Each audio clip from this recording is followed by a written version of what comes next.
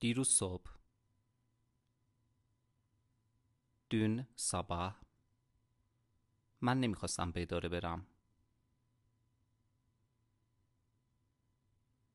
Ben ofise gitmek istemiyordum. من نمیخواستم کار کنم.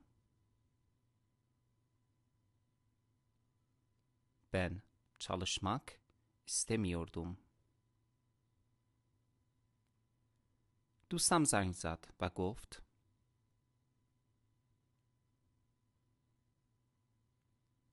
Arkadaşım aradı ve dedi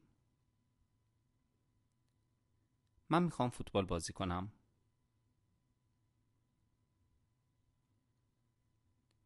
Ben futbol oynamak istiyorum. تو میتونی بازی کنی؟ Sen oynayabilir misin? من گفتم Ben dedim نه. Hayır. من نمیتونم بازی کنم. Ben oynayamam.